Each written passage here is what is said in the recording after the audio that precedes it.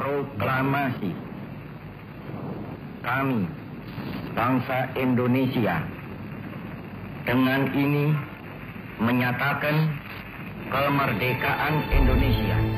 2 hari setelah proklamasi kemerdekaan Indonesia, Bali bersama Nusa Tenggara Barat dan Nusa Tenggara Timur ditetapkan menjadi bagian wilayah Republik Indonesia dan tergabung dalam wilayah Provinsi Sunda Kecil dengan Gubernur I Gusti Ketut Puja.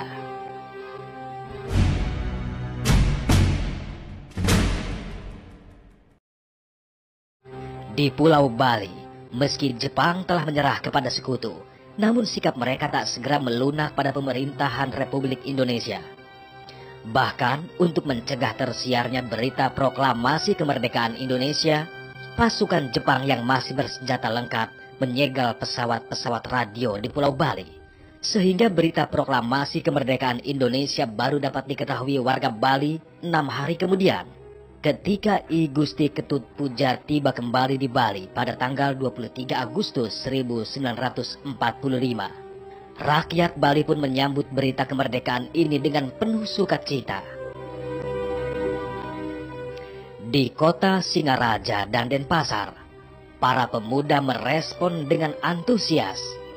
Untuk mendukung proklamasi kemerdekaan, para pemuda membentuk Organisasi Angkatan Muda Indonesia atau AMI pada tanggal 31 Agustus di Denpasar. Selain itu, dibentuk pula Badan Keamanan Rakyat atau BKR. Mereka inilah yang gencar menyebarluaskan berita proklamasi ke seluruh pelosok Pulau Bali. Segenap rakyat Bali terus berjuang demi kemerdekaan Indonesia, termasuk pula seorang pejuang Bali bernama I Gusti Ngurah Rai. I Gusti Ngurah Rai dilahirkan pada tanggal 30 Januari 1917 di desa Carangsari, Petang, Badung, Bali. Setelah lulus sekolah menengah pertama, dia masuk sekolah kader militer Prayoda Bali, kemudian melanjutkan pendidikan perwira cadangan di Magelang dengan pangkat Letnan II. Saat pendudukan Jepang, ia lebih memilih bekerja sebagai pegawai biasa daripada bergabung menjadi tentara pembela tanah air atau PETA yang dibentuk oleh Jepang. Setelah kabar Indonesia merdeka sampai di Bali, I Gusti Ngurah Rai bergabung dalam Tentara Keamanan Rakyat atau TKR dan diangkat menjadi komandan.